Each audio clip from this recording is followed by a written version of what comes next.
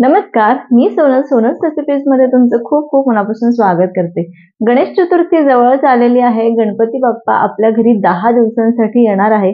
तर हे जे 10 दिवस आहे, त्या 10 दिवसांमध्ये आपण गणपती बाप्पाला मस्त नैवेद्य करतो किंवा त्यांना मस्त मस्त खाऊ घालतो। तर अशाच मी 10 दिवसांच्या 10 थाळी तुमच्याशी शेअर करत आहे। आता या ज्या 10 थाळी आहे तर या अगदी सोप्या आहे, कारण जरी आपल्याकडे गणपती बाप्पा असले तरी आपले स्कूल, ऑफिसेस हे सगळं चालू असतं। त्याच्यामुळे सकाळच्या घाईमध्ये आपलं हे नैवेद्य पण झालं पाहिजे आणि पटकन पण आवरता आलं पाहिजे। तर याची काळजी मी घेतलेली आहे। तर हे जे 10 थाळी मी शेअर करणार आहे त्या नक्की बघा। एका दिवशी मी एक थाळी शेअर करत आहे आणि जी पहिल्या दिवसाची म्हणजेच गणपती बाप्पा ज्या दिवशी आपल्याकडे येणार आहे, गणेश चतुर्थीची जी स्पेशल थाळी आहे ते मी थोड्या दिवसांनी शेअर करेल किंवा पुढे 3-4 व्हिडिओज झाल्यानंतर शेअर करेल। तर आज आपण दुसऱ्या दिवसापासून सुरुवात करत आहोत। तर दुसरा दिवस जो आहे त्या दिवशी आपण काय थाळी करायला पाहिजे, चला तर सुरुवात करूया। सगळ्यात आधी आपण गोडाचा पदार्थ तयार करून घेणार आहोत। तर आज मी गोडामध्ये गोड वरण किंवा पुरणाची डाळ असते ना, तसंच वरण तयार करून घेणार आहे किंवा आता त्याला काय नाव देऊ मला पण काही कळत नाहीये। तुम्ही काय याला म्हणता मला कमेंट करून नक्की सांगा। तर जसं आपण पुरणाचं वरण करतो त्याच पद्धतीने करायचं आहे। फक्त एवढंच की डाळ जास्त शिजवायची नाही। तर मी इथे चणा डाळ स्वच्छ घेतलेली आहे, अर्धा कप घेतली आहे, स्वच्छ धुवून घेतलेली आहे आणि आता याला आपल्याला शिजवायचं आहे। तर यामध्ये पुरेसं पाणी घालून मी ही शिजवून घेत आहे। आपल्याला मीडियम गॅसवर 5 ते 6 शिट्ट्या काढून घ्यायच्या आहे। जर तुम्ही ही डाळ भिजवलेली असेल, म्हणजे 1 तास जर तुम्ही आधी भिजवून घेतली तर तुम्हाला 3-4 शिट्ट्यांमध्ये ही डाळ आपली शिजून जाईल। आता इथे आपण वरण भाताचा कुकर लावून घेत आहे। वरण भात करताना आज मी पालकाचं वरण करत आहे। तर इथे तुरीची डाळ मी स्वच्छ धुवून घेतली, जेवढी क्वांटिटी पाहिजे असेल तुम्ही तेवढी घेऊ शकता। त्यामध्ये पाणी घालून घेतलेलं आहे, थोडंसं पालक घालायचं आहे, त्यानंतर थोडा आपण टोमॅटो यामध्ये घालणार आहोत। म्हणजे मी अर्धा कप डाळ घेतली आहे, त्यामध्ये 1 कप पालक आणि 1 छोटा टोमॅटो असा बारीक चिरून घेतला, तो घातला। तर यामध्ये आपल्याला काहीच घालायची गरज नाही आहे, पण तुम्ही यामध्ये हिंग आणि हळद पण थोडंसं घालू शकता आणि सोबत थोडं तिखट पण घालू शकता। पण मी तिखटाची मस्त वरून फोडणी देणार आहे, त्याच्यामुळे मी आत्ता यामध्ये काहीच घातलेलं नाहीये। त्यानंतर मला जेवढं पाहिजे तेवढं मी भात पण तयार करून घेणार आहे। तर मी तांदूळ धुवून घेतले।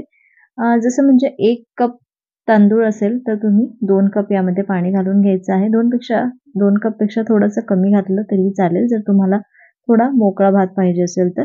आता मी वरण आणि भाताचा कुकर लावून घेते। मोठ्या गॅसवरती मी इथे 3 शिट्ट्या काढून घेत आहे आणि मीडियम गॅसवरती 7 मिनिटं ठेवून गॅस बंद करून द्यायचा आहे। आणि हो, भात शिजताना मी मीठ घालते प्रत्येक वेळेसच आणि आता पण घातलं। तर थोडंसं मीठ घालायचं म्हणजे भाताला छान चव येते आणि तुम्हाला भात थोडासा मोकळा लागत असेल किंवा असा छान दाणेदार दिसायला पाहिजे असेल तर तुम्ही यामध्ये थोडंसं तेल किंवा तूप पण घालू शकता। आता मी हा कुकर बाजूला ठेवून दिलेला आहे, त्याच्या शिट्ट्या होत आहे आणि दुसरीकडे मी इथे भाजी तयार करून घेत आहे। तर आज मी शेंगाची भाजी म्हणजे चवळीच्या ज्या शेंगा आहे त्याची भाजी तयार करत आहे। तुम्ही शेंगामध्ये कुठल्या पण शेंगा घेऊ शकता, म्हणजे गवारीच्या शेंगा तयार करू शकता, त्यानंतर वालाच्या शेंगा घेऊ शकता। तर आज मला चवळीच्या शेंगा मिळाल्या तर मी चवळीच्या शेंगा घेतलेल्या आहे। चवळीच्या शेंगामध्ये आता मी सगळ्यात पहिले तेल गरम करून घेतलेलं आहे। तेल गरम झालं की त्यामध्ये मी लसूण घालून घेतला आणि लसूण छान थोडासा लाईट ब्राऊन झाला की त्यामध्ये जिरे घालून घ्यायचं आहे। जिरे पण थोडेसे फुलले की आपण शेंगा फोडणी टाकून द्यायची आहे। तर तेल उडतं म्हणून मग मी इथे झाकून घेतलेलं आहे आणि पूर्ण शेंगा यामध्ये घालून घेतल्या आणि आता याला परतवून घेऊ। आता ही जी भाजी आहे तर मी ही तर लसूण घालून करत आहे, पण जर तुम्ही कांदा लसूण खात नसाल तर तुम्ही इथे आलं, मिरची आणि थोडीशी कोथिंबीरची अशी पेस्ट तयार करून घ्यायची आहे आणि ती 1 चमचा यामध्ये घालायची। उत्तम चव येते, भाजीमध्ये अजिबात फरक पडत नाही। पण आमच्याकडे नैवेद्याला वगैरे हे खातात, म्हणजे आलं लसूण आम्ही खातो, त्याच्यामुळे मी इथे लसणाची फोडणी दिलेली आहे। आता इथे 1-2 मिनिटं आपण ही शेंगा परतवून घेतल्या, त्यानंतर 2 मिनिटं याला झाकून घेतलेलं आहे आणि परत एकदा मी परतवून घेते। 2 ते 3 मिनिटं मी असं झाकून ठेवल्यानंतर आता यामध्ये आपण सगळे मसाले घालून घेऊ. तर चवीपुरतं मीठ घालून घ्यायचं आहे, पाव चमचा हळद, त्यानंतर 1 चमचा तिखट, 1 चमचा धणे जिरे पूड घालून हे छान मिक्स करून घेऊ. आता यामध्ये एक छोटा टोमॅटो मी असा बारीक चिरून घेतलेला आहे तो घातला आणि परत याला एकदा परतवून घेऊ आणि याला झाकून या शेंगा शिजतपर्यंत शिजू देऊ. तर इथे 3 ते 4 मिनिटं मी असं झाकून ठेवलेलं आहे. मध्ये 2दा मी हे मिक्स करून घेतलं. ही आपली शेंगा अजून थोड्याशा शिजायच्या बाकी आहे, तर मी याला मागे करते आणि परत 2 मिनिटं छान वाफ काढून घेते. आता जे आपलं गोड वरणाचं कुकर आहे ते पण थंड झालेलं आहे आणि आता मी हे काढून घेते आणि बघते की डाळ शिजली का. हे बघा, मी शिजवायला ठेवलं तर होतं, पण मला असं वाटलं की अजून थोडीशी शिजायला पाहिजे, म्हणून मी परत 2 ते 3 शिट्ट्या याच्या काढून घेतल्या. मी टोटल 5 ते 6 शिट्ट्या काढलेल्या आहे आणि गॅस मी मीडियम ठेवला आहे. लो टू मीडियम गॅसवरती आपल्याला याच्या शिट्ट्या काढून घ्यायच्या आहे.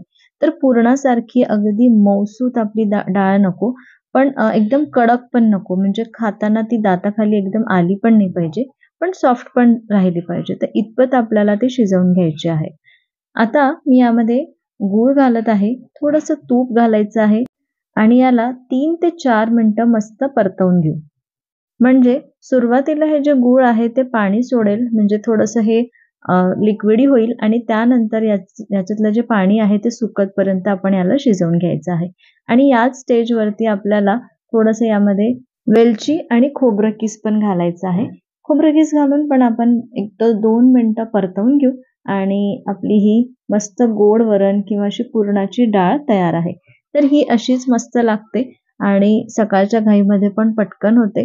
तर हा गोडाचा नैवेद्य उत्तम पर्याय आहे. आपला वरण भाताचा कुकर पण थंड झाला. मी भात काढून घेतला आणि वरणाला आता आपल्याला तडका द्यायचा आहे.